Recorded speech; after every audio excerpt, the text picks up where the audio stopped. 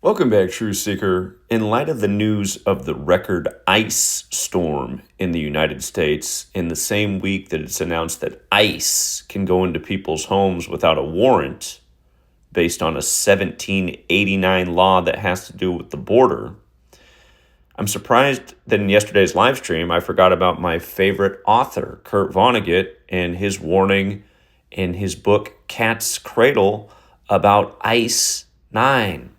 Remember, Kurt Vonnegut, very famous author, his brother worked at General Electric, and once upon a time so did Kurt Vonnegut.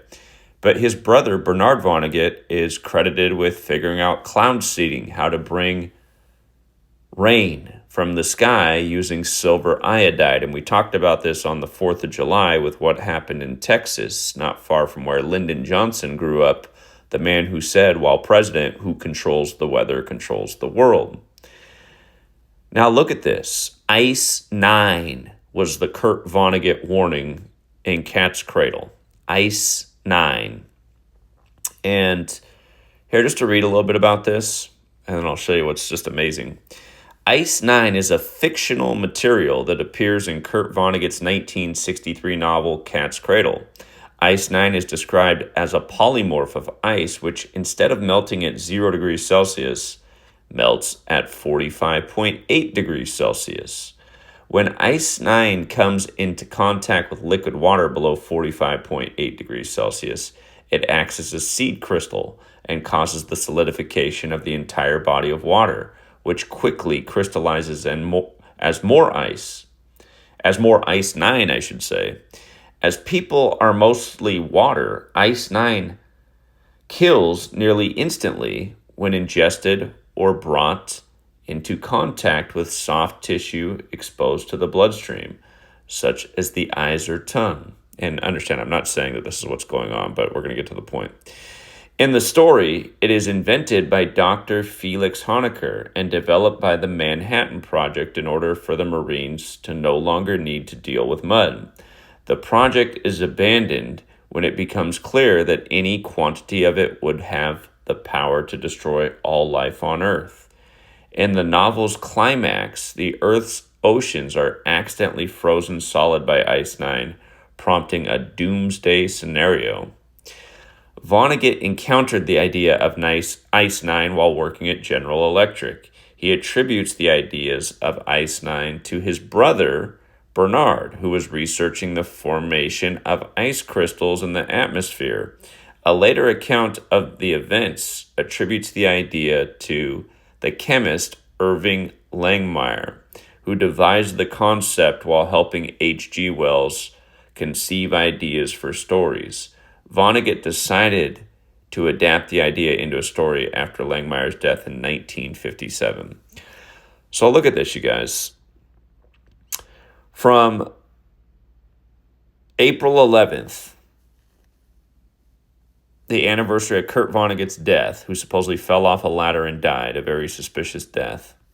From the anniversary of his death to this record ice storm beginning is exactly 41 weeks. And we know 41 is not an arbitrary number, but in this case, it also ties in with the gematria of Ice 9. It equals 41 in the Mohs-Pierce cipher.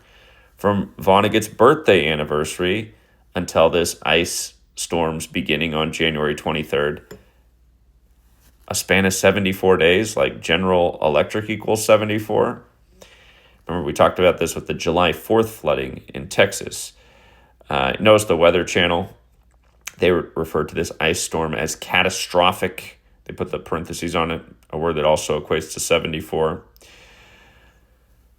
But more importantly, Cat's Cradle was published in history on March 18th, 1963.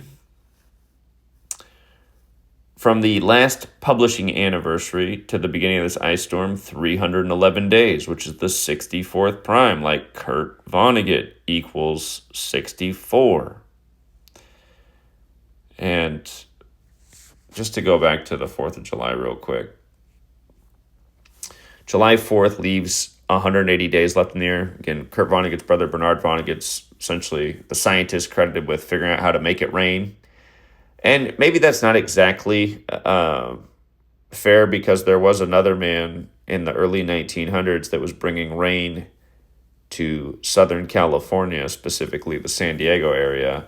But I think he used a different technique. So it's Bernard Vonnegut who discovered how using silver iodide,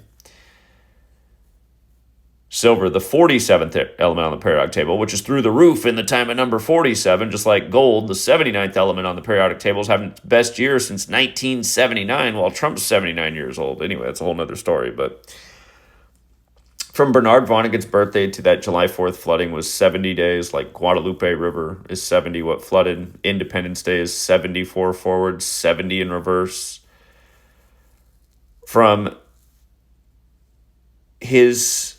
July 4th to the anniversary of Bernard Vonnegut discovering what silver iodide could do to make it rain, 134 days, like flooding's 134. And keep in mind, he did this experiment November 14th, the day leaving 47 days left in the year. Silver iodide, silver, the 47th element on the periodic table. And also, the July 4th flooding to Vonnegut's upcoming birthday was 131 days like silver iodide. So, what are the odds? But yeah, this ice 9 thing, in the week of all this ice, it is just wicked. And thinking about Kurt Vonnegut, I guess he went about things the right way with trying to wake people up. He did it by writing science fiction, but touching on the most important truths in the world. And Kurt Vonnegut, one of his last books was A Man Without a Country. He didn't want to be recognized as an American. He was just sick of this country. It's leadership, it's warmongering, the people that just cheer all the craziness on. Imagine if he were alive now, what would he say? Because it's never been crazier. We'll leave it there for now, Truth Seeker. Till next time.